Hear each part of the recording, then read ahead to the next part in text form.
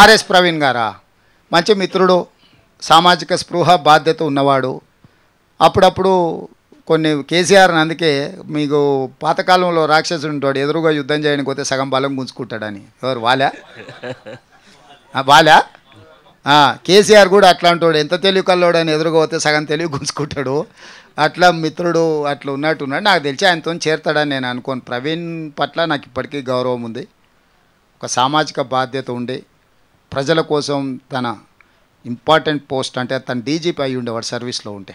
మొన్న కూడా నేను పబ్లిక్ సర్వీస్ కమిషన్ చైర్మన్గా వారికి ఆఫర్ ఇచ్చిన. ఎందుకంటే 2 లక్షల మంది నిరుద్యోగ యువకులకు ఒక మంచి రిక్రూట్మెంట్ బోర్డు ఉండాలని తెలంగాణ పబ్లిక్ సర్వీస్ కమిషన్ చైర్మన్గా వారిని 15 డేస్ అసలు డిలే అవ్వడానికి నేను ప్రవీణ్ గారిని రిక్వెస్ట్ చేసిన. వారు ఉంటే మంచిగా ఉంటుంది, బాగుంటుందని. వారు అది కూడా తిరస్కరించారు. లేదు, నాకు ఇంకా పెద్ద బాధ్యత ఉన్నది, సమాజంలో నేను చేయాల్సిన పని ఉంది అని వారు. సో మరి ఈరోజు ఒకవేళ వారు కేసీఆర్తో చేరుతున్నారంటే ఇంకా వారే తెలంగాణ సమాజానికి జవాబు చెప్పాలి. ఇంకా నేను కామెంట్ చేయడానికి కూడా ఏం లేదు, ఎందుకంటే వారి పట్ల మన్నున్న గౌరవం ఈరోజు కూడా నాకుంది. రైతు భరోసాకు సంబంధించి ఎవరు ఆందోళన చెందాల్సిన అవసరం లేదు. గతంలో కొనసాగిస్తున్న రైతు బంధును ఇప్పటి వరకు 5 ఎకరాల వరకు ఉన్న రైతులకు దాదాపుగా 62 లక్షల మందికి రైతు బంధు వాళ్ళ ఖాతాలో పడ్డది.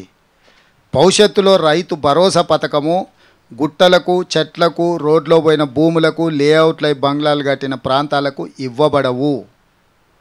అట్లాంటి వాటిని అన్నిటిని కూడా సర్వే చేసి వాటిని తొలగిస్తాము. అందుకే గ్రామాలలో రైతు బంధు అడిగే వాళ్ళను అప్లికేషన్ పెట్టుకోమన్నాము. ప్రభుత్వం ఇచ్చే ఏ సంక్షేమ పథకానికైనా అర్హులు అప్లికేషన్ పెట్టుకోవాలి. అప్లికేషన్ పెట్టుకున్న వాటిని స్క్రూటినీ చేసి వాళ్ళందరికీ పెట్టుకోవచ్చు. ఎవరైనా కొత్త వాళ్ళు పెట్టుకోవచ్చు, వచ్చేవాళ్ళు పెట్టుకోవచ్చు. వచ్చేవాళ్ళు పెట్టుకోకపోయినా మా దగ్గర డేటా ఉంది, అది వెరిఫై చేస్తాం. వచ్చేవాళ్ళు పెట్టుకోలేదు కాబట్టి మాకు రాదని అనుకోవాల్సిన పని లేదు. ఇప్పుడు ఎవరైతే 68 లక్షల మంది రైతు బంధు లబ్ధిదారులు ఉన్నారో డేటా మొత్తం మా దగ్గర ఉంది. అందులో ఎవరైనా అనర్హులు ఉంటే వాటిని విశ్లేషిస్తాం. అంటే ఆల్రెడీ అమ్మేసుకొని లేఅవుట్లు అయిపోయి కాలనీలు వచ్చిన వాళ్ళు కూడా నాకు తెలిసిన బంధువులు చాలామంది ఉన్నారు. 30 ఏళ్ళ క్రితం అవి లేఅవుట్ అయ్యి అమ్మిపోయిన పెద్ద పెద్ద బంగ్లాలు వచ్చినాయి, అపార్ట్మెంట్స్ కూడా వచ్చినాయి. కానీ ల్యాండ్ యూసేజ్ మారకపోవడం వల్ల, అంటే నాన్ అగ్రికల్చర్ ల్యాండ్ కన్వర్ట్ కాకపోవడం వల్ల అగ్రికల్చర్ ల్యాండ్ కింద వాళ్ళ పేరు మీదనే వస్తుంది. వాళ్ళకి లక్షల రూపాయలు వాళ్ళ ఖాతాలో పడుతున్నాయి. ఈ మధ్యలోనే మీ పేపర్లోనే రాసిండ్రు, నేషనల్ హైవేస్ కింద రోడ్లలో పోతే వాళ్ళకు కూడా రైతు బంధు వస్తానే ఉందని.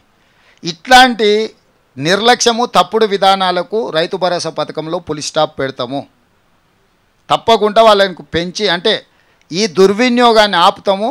నిజమైన లబ్ధిదారులకు పూర్తి స్థాయిలో అమలు చేస్తాం. సార్, శ్రవణ్ ఫ్రమ్ TV9 అండి. మిగులు రాష్ట్రంగా ఏర్పడిన తెలంగాణ అప్పుల రాష్ట్రంగా మిగిలింది. ఇప్పుడు ఖజానా ఖాళీ అయింది. 1వ తారీఖు ఉద్యోగాలకు జీతాలు ఇస్తున్నామని మనం ప్రత్యేకంగా చెప్పుకోవాల్సిన